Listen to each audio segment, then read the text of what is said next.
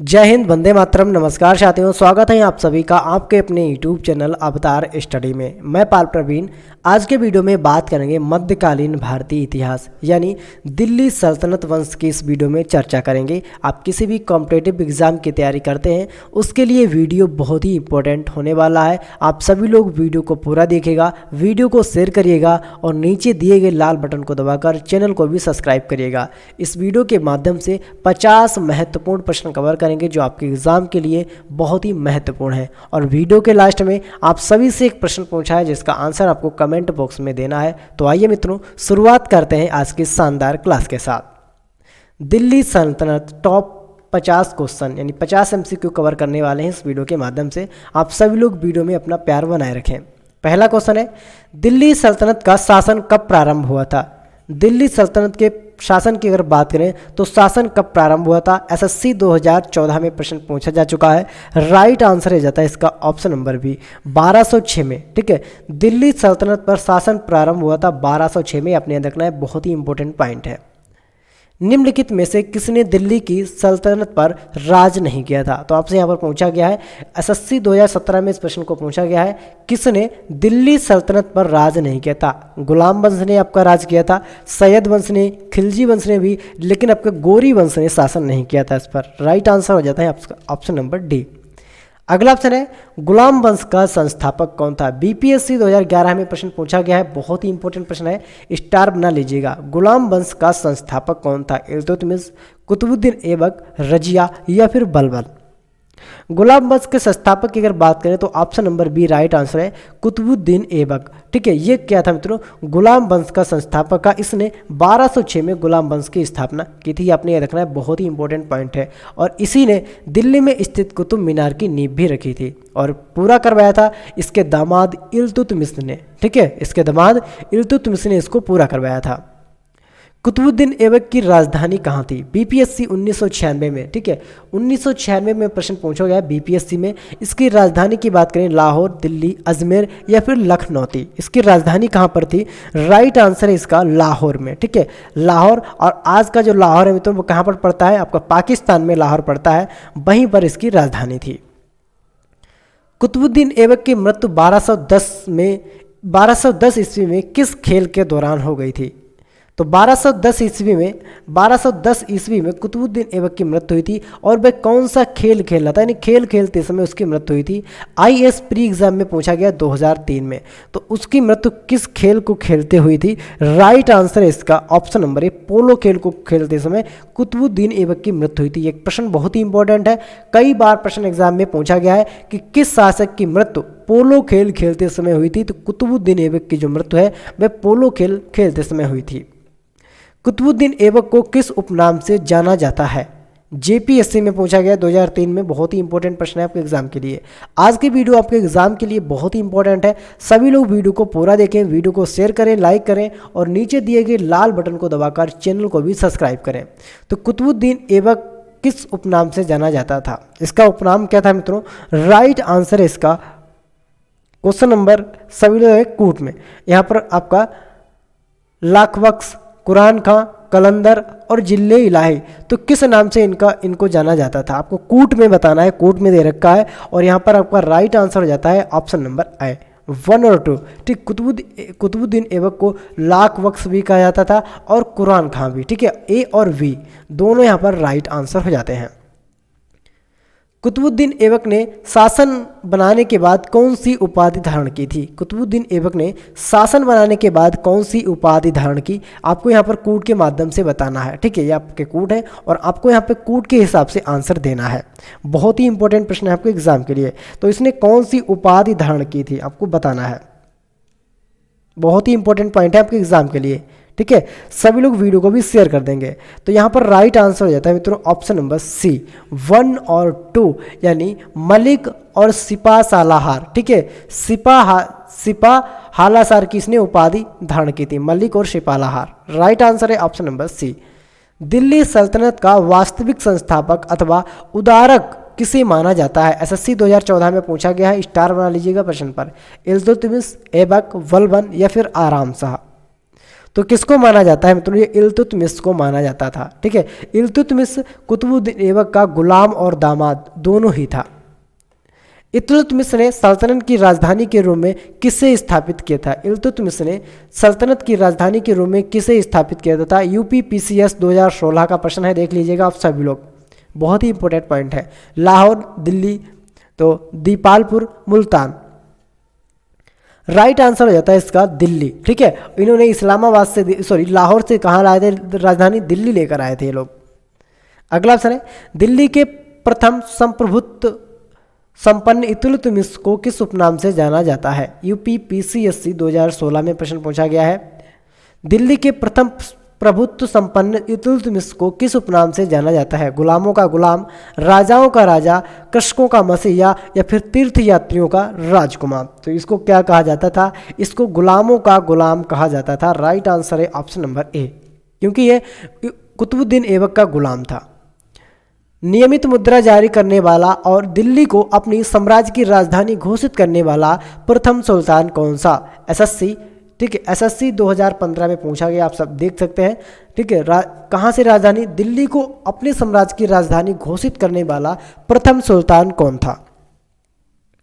Right answer है इल्तुतमिश। ठीक है, इल्तुतमिश ने लाहौर से, कहाँ से मित्रों?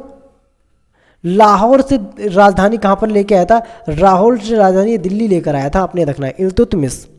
अगला ऑप्शन है, किसके सिक्कों पर बगदाद के खलीफा का नाम सर्वप्रथम अंकित हुआ? किसके सिक्कों पर बगदाद के खलीफा का नाम सर्वप्रथम अंकित हुआ? यूपीपीसीएस 2012 में प्रश्न पूछा गया है, तो आप सभी लोग कमेंट बॉक्स में छाप दीजिएगा। राइट आंसर है ऑप्शन नंबर बी, इल्तुतमिश के नाम इसमें हुआ था, सर्वप्रथम अंकित हुआ इल्तुतमिश। इल्तुतमिश ने निम्नलिखित में किस दल का गठन किया था? बहुत ही इंपॉर्टेंट पॉइंट है, इस प्रश्न को कई बार एग्जाम में पूछा गया है। इल्तुतमिश ने निम्नलिखित में से किस दल का गठन किया था? यूपीपीसीएस 2009। ठीक है, तो यहाँ पर राइट आंसर है ऑप्शन नंबर बी, तुर्कान ए चहलगानी। किस दल का इसने गठन किया था? तो इसने तुर्कान ए चहलगानी, ये 40 व्यक्तियों का संगठन था। ठीक है, 40 व्यक्तियों का संगठन था। अगला ऑप्शन है, इल्तुतमिश के शासनकाल में भारत पर किसने आक्रमण हुआ था? तो इल्तुतमिश के शासन में भारत पर किसका आक्रमण हुआ था? तो सभी लोग बता दीजिएगा, जिस समय इल्तुतमिश का शासन था भारत पर, तो उस समय भारत पर किसने शासन किया था, आक्रमण किया था? तो किसके द्वारा आक्रमण किया गया था? Genghis Khan. Option number A इसका राइट आंसर है, चंगेज खां ने भारत पर आक्रमण किया था। इल्तुतमिश ने बिहार में अपना प्रथम सूबेदार किसे नियुक्त किया था? बीपीएससी 2008 में प्रश्न पूछा गया है बिहार में, तो बिहार में किसको अपना सूबेदार नियुक्त किया था इल्तुतमिश ने? राइट आंसर है इसको नियुक्त किया था मलिक जानी। ऑप्शन नंबर डी इसका राइट आंसर है, मलिक जानी को इल्तुतमिश ने बिहार में अपना सूबेदार नियुक्त किया था। अगला ऑप्शन है, इल्तुतमिश के समय निम्नलिखित में कौन सा विद्रोह हुआ था? तो इल्तुतमिश के समय निम्नलिखित में कौन सा विद्रोह हुआ था, बता दीजिएगा सभी लोग, और सभी लोग वीडियो को भी शेयर कर देंगे। राइट आंसर इसका ऑप्शन नंबर है पीथू का विद्रोह। ठीक है, इल्तुतमिश के समय पीथू का विद्रोह हुआ था। राइट आंसर है ऑप्शन नंबर ए। किस शताब्दी में दिल्ली का कुतुब मीनार बनाया गया था? तो किस शताब्दी में दिल्ली का कुतुब मीनार बनाया गया, और कमेंट बॉक्स में बता दीजिए किसके द्वारा कुतुब मीनार की नींव रखी गई थी और किसने इसको पूरा करवाया था। आप सभी दोनों पॉइंट कमेंट बॉक्स में छाप दीजिएगा। राइट आंसर इसका ऑप्शन नंबर बी, 13वीं शताब्दी में। कब मित्रों? 13वीं शताब्दी में दिल्ली में स्थित कुतुब मीनार की नींव रखी गई थी। ठीक है, और इसकी नींव किसने रखी थी? कुतुबुद्दीन ऐबक ने इसकी नींव रखी थी, लेकिन इसको वह पूरा नहीं करवा पाया। 1210 में उसकी मृत्यु हो गई पोलो खेलते समय। ठीक है, अगला ऑप्शन है, इल्तुतमिश ने निम्नलिखित में कौन सा सिक्का चलाया था? मोस्ट इंपॉर्टेंट क्वेश्चन है आपके एग्जाम के लिए। सभी लोग वीडियो को भी शेयर कर देंगे जल्दी से। ठीक है, वीडियो को सभी लोग शेयर कर देंगे। जिन लोगों ने वीडियो को शेयर नहीं किया तो प्लीज़ वीडियो को शेयर कर दीजिए। क्वेश्चन नंबर 18 बहुत ही इंपॉर्टेंट है। राइट आंसर हो जाता है इसका, सभी लोग कूट में बता दीजिएगा। यहाँ पर आपके कूट दे रखे हैं, तो कूट में कौन सा हो जाएगा? जीतल, टंका, रुपया या फिर अदा। तो इल्तुतमिश ने कौन सा सिक्का चलाया था? राइट आंसर है यहाँ पर इल्तुतमिश की बात है, तो इल्तुतमिश ने जीतल और टंका दो सिक्के चलवाए थे, तो इसलिए यहाँ पर राइट आंसर हो जाता है ऑप्शन नंबर ए। ठीक है, क्या क्या चलवाया था इसने? जीतल और टंका नामक 2 सिक्के चलवाए थे इल्तुतमिश ने। अगला ऑप्शन है इनमें से किस मंगोल नेता यानी कमांडर ने भारत पर आक्रमण करने के लिए सिंधु नदी पार नहीं की। CDS 2020 की परीक्षा में पूछा गया, देख सकते हैं CDS की जो परीक्षा हुई थी 2020 में और उसमें यह प्रश्न पूछा गया था। बहुत ही इंपॉर्टेंट पॉइंट है। राइट आंसर है option number A Genghis Khan है। किसने मित्रों? Genghis Khan. बहुत ही इंपॉर्टेंट पॉइंट है। अगला प्रश्न है निम्नलिखित में कौन भारत की प्रथम महिला शासिका थी? भारत की प्रथम महिला शासिका कौन थी? प्रथम महिला शासिका की अगर बात करें तो रजिया सुल्तान। कमेंट बॉक्स में छाप दीजिएगा रजिया सुल्तान किसकी पुत्री थी या किसकी बेटी थी। ठीक है, रजिया सुल्तान भारत की प्रथम महिला शासिका बनी थी। रजिया सुल्तान की बेटी थी, तो रजिया सुल्तान की बेटी का क्या नाम था आप बता दीजिएगा। रजिया सुल्तान किसकी बेटी थी? तो रजिया सुल्तान जो बेटी थी ये किसकी थी? ये इल्तुतमिश की। ऑप्शन नंबर ए राइट आंसर है। SSC 2011 में प्रश्न पूछा गया, बहुत ही इंपॉर्टेंट पॉइंट है। इस वीडियो में वही प्रश्न लेके आया हूं मित्रों जो आपके एग्जाम में कई बार पूछे जा चुके हैं। रजिया बेगम को सत्ताच्युत करने में किसका हाथ था? तो सत्ताच्युत करने में किसका हाथ था? टर्मिनेट यानी सत्ता से उसको हटाने में किसका हाथ था? राइट आंसर है ऑप्शन नंबर सी तुर्कियों का। जो तुर्की लोग थे इनका पूरा हाथ था रजिया को टर्मिनेट करने में या इसको सत्ताच्युत करने में। अगला ऑप्शन है मिनहाज उस सिराज ने तबकात ए नासिरी नामक ग्रंथ किस सुल्तान को समर्पित किया था? मिनहाज उस सिराज ने तबकात ए नासिरी नामक ग्रंथ किस सुल्तान को समर्पित किया था? बहुत ही इंपॉर्टेंट पॉइंट है, सभी लोग वीडियो को भी शेयर कर देंगे। क्वेश्चन नंबर 23 का राइट आंसर है ऑप्शन नंबर ए। ठीक है, नसरुद्दीन मोहम्मद। अगला ऑप्शन है निम्नलिखित में से किसको नसरुद्दीन मोहम्मद ने उल्लुगु खां की उपाधि प्रदान की थी? किसको नसरुद्दीन मोहम्मद ने उल्लुगु खां की उपाधि प्रदान की थी? IS प्री एग्जाम 2006 में प्रश्न पूछा गया है। तो राइट आंसर है इसका ऑप्शन नंबर बी बलबन को। ठीक है, बलबन को उल्लुगु खां की उपाधि प्रदान की थी। नसरुद्दीन महमूद के काल में किसके नेतृत्व में भारतीय मुसलमानों का एक अलग दल बनाया गया था? नसरुद्दीन मोहम्मद के काल में किसके नेतृत्व में भारतीय मुसलमानों के लिए एक अलग दल बनाया गया था? तो आप सभी लोग कमेंट बॉक्स में छाप दीजिएगा। राइट आंसर है ऑप्शन नंबर ए इमादुद्दीन रिहान। अगला ऑप्शन है दिल्ली के सुल्तान बलबन का पूरा नाम क्या था? तो दिल्ली के जो सुल्तान था बलबन, इसके पूरे नाम की बात करें तो इसका पूरा नाम क्या था? राइट आंसर है option number B Ghiyasuddin Balban. पूरा नाम क्या था इसका पूरा नाम था गयासुद्दीन बलबन। बलबन ने निम्नलिखित में कौन सी नीति अपनाई थी? JPSC में पूछा गया है, JPSC 2008 में। तो इसने कौन सी नीति अपनाई थी? राइट आंसर है ऑप्शन नंबर बी लौह एवं रक्त की नीति। इसने लौह एवं रक्त की नीति को अपनाया था। निम्न में कौन सा कथन बलबन के संबंध में असत्य है? कौन सा कथन बलबन के संबंध में असत्य है? 28 का राइट आंसर है ऑप्शन नंबर सी उसने केंद्रीय सैन्य विभाग दीवान-ए-अर्जी की स्थापना की। उसने केंद्रीय सैन्य विभाग दीवान-ए-अर्ज की स्थापना की थी। सुल्तान बलबन के आदेश पर सार्वजनिक रूप से कोड़े की सजा पाने वाले निम्नलिखित अमीरों में से कौन एक था? बहुत ही इंपॉर्टेंट पॉइंट है, UPPCS 2011 में प्रश्न को पूछा गया है। वीडियो को शेयर कर देंगे सभी लोग। राइट आंसर है इसका ऑप्शन नंबर डी मलिक बकबक। ठीक है, मलिक बकबक। अगला ऑप्शन है अपनी शक्ति को समेकित करने के बाद बलबन ने भव्य उपाधि धारण की थी। अपनी शक्ति को समेकित करने के बाद बलबन ने भव्य उपाधि को धारण किया था। राइट आंसर है ऑप्शन नंबर सी जिले इलाही। तो इसने कौन सी उपाधि धारण की थी? जिले इलाही की उपाधि को धारण किया था। राजा देवी अधिकार को संपन्न है, इससे मिलता जुलता सिद्धांत है राजा की गरिमा। इस दूसरे सिद्धांत को प्रतिपादित करने वाला प्रथम मुस्लिम शासक था। तो कौन सा मुस्लिम शासक था? राइट आंसर है ऑप्शन नंबर डी बलबन वह मुस्लिम शासक था। राइट आंसर है ऑप्शन नंबर डी।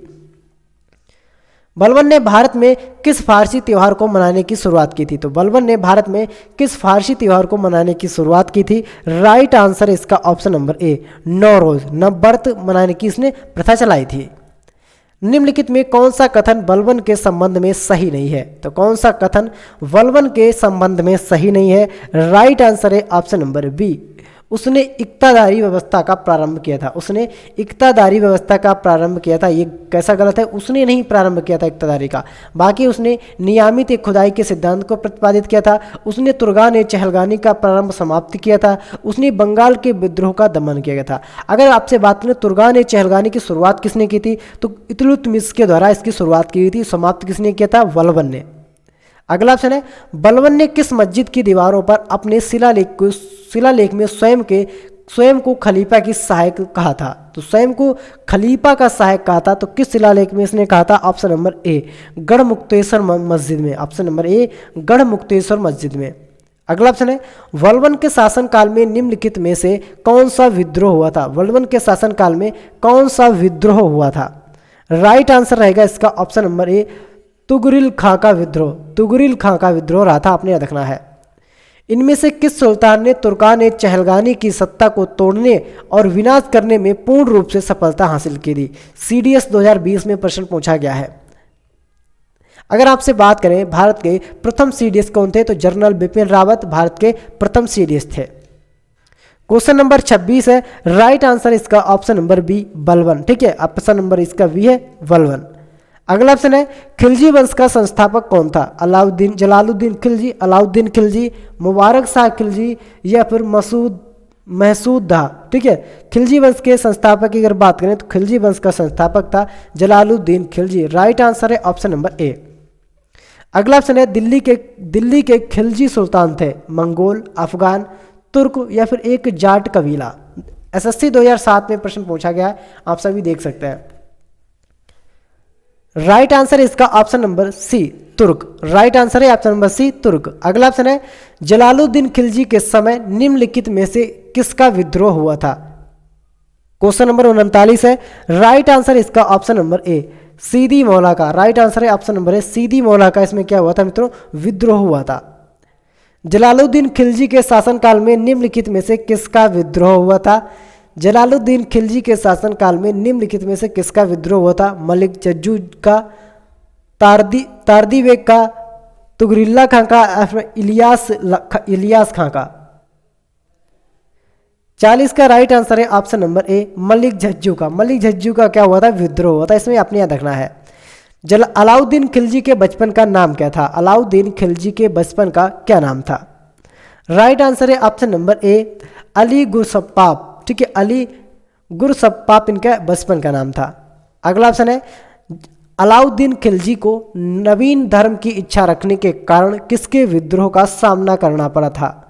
तो इन्होंने नवीन धर्म की इच्छा रखने के कारण इनको किसके विद्रोह का सामना करना पड़ा था? राइट आंसर है ऑप्शन नंबर ए, उलेमाओं का। उलेमाओं का इन्हें सामना करना पड़ा था, उलेमाओं का। जब उसने राजत्व प्राप्त किया तो वह शरीयत के नियमों एवं आदेशों से पूर्णतः स्वतंत्र था। वर्नी ने यह कथन किस सुल्तान के लिए कहा था? BPSC 2004 में प्रश्न पूछा गया है। इल्तुतमिश के लिए कहा था, बलबन के लिए, जलालुद्दीन खिलजी, या फिर मोहम्मद तुगलक के लिए उसने कहा था? राइट आंसर इसका ऑप्शन नंबर सी, उसने अलाउद्दीन खिलजी के लिए शब्द कहा था। अलाउद्दीन खिलजी ने निम्नलिखित में कौन सी उपाधि धारण की थी? अलाउद्दीन खिलजी ने निम्नलिखित में कौन सी उपाधि धारण की थी? राइट आंसर है ऑप्शन नंबर ए, सिकंदर सानी। सिकंदर सानी की उपाधि को धारण किया था। सेना को वेतन देने की प्रणाली का विधान किसने किया था? सेना को वेतन देने की प्रणाली का विधान किसने किया था? राइट आंसर है इसका ऑप्शन नंबर सी। ठीक है, अलाउद्दीन खिलजी ने सेना को वेतन देने की प्रणाली का विधान चालू किया था। 1306 ईस्वी के बाद अलाउद्दीन खिलजी के समय में दिल्ली के सुल्तान तथा मंगोलों के बीच सीमा क्या थी? यहाँ पर सीमा की बात हुई है, तो सीमा क्या थी इसमें आपको बताना है। सही आंसर रहता है ऑप्शन नंबर सी, इसकी सीमा थी सिंधु नदी। ठीक है, एक लोग सिंधु के इस पार थे तो दूसरे सिंधु के उस पार, तो जो सीमा थी वह सिंधु सीमा थी। किस सुल्तान ने जमीन में फसल की नपाई का आधा राजस्व के रूप में दावा किया था? आधा राजस्व के रूप में दावा किया था। बहुत ही इंपॉर्टेंट क्वेश्चन है।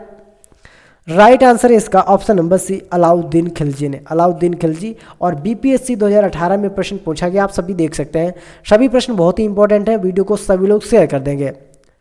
बाजार कीमतों को नियंत्रित करने के अलाउद्दीन खिलजी के प्रयास ने उन्नत किया, केवल सामान्यतों दरबारियों को लाभ पहुंचाया, बहुत असफलता प्राप्त हुई, शासक को जनमानस से दूर किया। राइट आंसर हो जाता है इसका ऑप्शन नंबर सी, बहुत सफलता प्राप्त हुई थी। इससे राइट आंसर है ऑप्शन नंबर सी, बहुत सफलता प्राप्त हुई थी। तृतीय मंगोल आक्रमण में निम्नलिखित में कौन सा सेना नायक वीर गति को प्राप्त हुआ? तृतीय मंगोल आक्रमण में कौन सा सेना नायक वीर गति को प्राप्त हुआ था? बीपीएससी 1996 में पूछा गया है और राइट आंसर इसका ऑप्शन नंबर सी, जाफर खां। राइट आंसर है जाफर खां वीर गति को प्राप्त हुआ था। कौन सा फारसी इतिहासकार अलाउद्दीन खिलजी के साथ उसने चित्तौड़ अभियान में गया था? तो कौन सा जो चित्रकार था, इतिहासकार था, अलाउद्दीन खिलजी के साथ उसने चित्तौड़ अभियान में गया था? अमीर खुसरो, मिन्हाज सिराज वर्नी, जियाउद्दीन या फिर शम्स ए सिराज अफीस? राइट आंसर आ जाता है इसका ऑप्शन नंबर ए, अमीर खुसरो। अमीर खुसरो एक फारसी इतिहासकार था और ये अलाउद्दीन खिलजी के साथ चित्तौड़ अभियान में गया था। राइट आंसर है ऑप्शन नंबर ए और ये पूछा गया आपका 2005 में प्रश्न। ठीक है, बहुत ही इंपॉर्टेंट। आज की वीडियो आपकी कैसे लगी कमेंट बॉक्स में हमको जरूर बताएं। और एक क्वेश्चन आप सभी के लिए जिसका आंसर आप सभी को कमेंट बॉक्स में छाप देना है, तो आप सभी लोग प्रश्न नोट करिए, उसका आंसर करिए कमेंट बॉक्स में। कमेंट बॉक्स में हमको बताइए कि आपको हमारी वीडियो कैसे लगी। मिलते हैं अगली वीडियो में, तब तक के लिए जय हिंद, जय भारत।